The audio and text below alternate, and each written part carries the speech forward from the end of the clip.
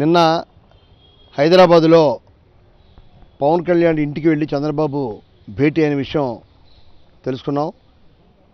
ఇవాళ చంద్రబాబు నాయుడు పరిస్థితి చాలా ఘోరంగా ఉంది. ఆయన జగన్మోహన్ రెడ్డి మీద పోటీ చేసి గెలవాలంటే ధైర్యం లేదు, దమ్ము లేదు. కాబట్టి ఇవాళ పవన్ కళ్యాణ్ అనే వ్యక్తిని ఆయన 2 చోట్ల పోటీ చేసి ఓడిపోయినప్పటికీ కూడా మొన్న హైదరాబాదు తెలంగాణ ఎలక్షన్స్లో ఏ విధంగా ఘోరంగా పరాభవం చెందినప్పటికీ అయినా సరే ఇవాళ 40 సంవత్సరాల ఇండస్ట్రీ అంటారు, 14 సంవత్సరాలు ముఖ్యమంత్రిగా పనిచేసిన వ్యక్తి ఇవాళ 5-6% కన్నా మరి ఎక్కువగా లేని ఇవాళ పవన్ కళ్యాణ్ ఇంటికి వెళ్ళి బతిమలాడుతున్నారంటే ఇవాళ ఆంధ్రప్రదేశ్లో ప్రజానికి అందరూ కూడా చూస్తూ ఉన్నారు. ఆనాడు ఎన్టీ రామారావుని ముఖ్యమంత్రిగా ఉండి నాదెళ్ల భాస్కరరావు గారి మిగిలిన కొంతమంది నాయకులు ఏ విధంగా వెన్నుపోటు పడి చంద్రబాబు నాయుడు ఏ విధంగా వెన్నుపోటు పడిచి మరి ఆయన్ని ఘోరంగా అవమానపరిచారో అదే పరిస్థితి రాబోయే రోజులు కూడా పవన్ కళ్యాణ్కి వస్తుంది. ఇవాళ తాత్కాలికంగా పవన్ కళ్యాణ్ చంద్రబాబు నాయుడు కలిసినప్పటికి కూడా భవిష్యత్తులో ఎప్పుడు కూడా వాళ్ళిద్దరు కూడా కుక్కలు జంపిన ఇస్తరులాగా తయారవుతుంది. ఇంతకన్నా సిగ్గుమాలిన పని ఇంకోట్లేదు. నిజంగా పవన్ కళ్యాణ్కి పౌరుషం అనేది ఉంటే, ఆయనకి పౌరుషం నుండి ప్రజల మీద నమ్మకం ఉంటే ఆయన వ్యక్తిగతంగా పోటీ చేయాలి. వ్యక్తిగతంగా పోటీ చేసే దమ్ము లేక ఇవాళ జగన్మోహన్ రెడ్డి మీద అక్కస్సు, కోపం, పగ ఇవన్నీ తీర్చుకోవాలంటే తను ఒక్కడిగా తీర్చుకోలేడు. కాబట్టి ఇవాళ చంద్రబాబు నాయుడు కాళ్ళు ఈయన పట్టుకుంటున్నాడు, ఈయన కాళ్ళు ఆయన పట్టుకుంటున్నాడు. ఇవాళ ధైర్యం దమ్ము ఉంటే ఒంటరిగా పోటీ చేయండి.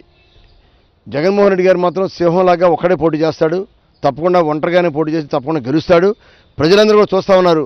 ఇవాళ జనసేన తెలుగుదేశం పొత్తు ఎటువంటి పరిస్థితులు కూడా కలవదు. కలిసినా ఎన్నికల సమయంలోనే తన్నుకుంటారు. ఇవాళ కింద కేడర్ ఎవరు కూడా కలవడానికి సిద్ధంగా లేరు. ఇవాళ జనసేన కార్యకర్తలు ఎవరు కూడా తెలుగుదేశానికి ఓటు వేయరు. తెలుగుదేశం కార్యకర్తలు నాయకులు కూడా జనసేన సమర్థించరు. ఎందుకంటే నియోజకవర్గాల్లో అటువంటి పరిస్థితి ఇవాళ రాష్ట్రంలో మేము చూస్తూ ఉన్నాం. ప్రతి నియోజకవర్గం 170 నియోజకవర్గాల్లో కూడా వాళ్ళిద్దరి మధ్య ఎక్కడ కూడా పొత్తు కుదరదు.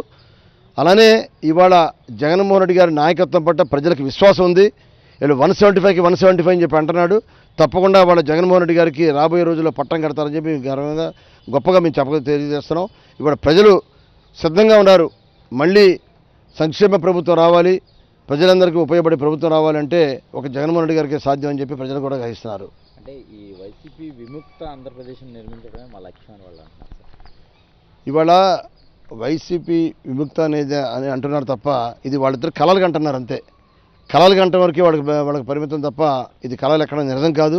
ఇవాళ సామాన్య ప్రజానికం, అట్టడుగున వర్గాల వారు, బలహీన వర్గాల వాళ్ళు, ఎస్సీలు, ఎస్టీలు, బీసీలు, మైనార్టీలు అందరూ కూడా జగన్మోహన్ రెడ్డి గారు వచ్చిన తర్వాతే వాళ్ళకి ఒక గౌరవం పెరిగింది, ఆత్మగౌరవం పెరిగింది. వాళ్ళకి ఒక విశ్వాసం అనేది వాళ్ళలో వచ్చింది. ఇవాళ ఎప్పుడు కూడా ఇంతమందికి పదవులు ఎప్పుడు కూడా స్వాతంత్రం వచ్చిన తర్వాత ఇంతమందికి ఎవరికి పదవులు రాలా.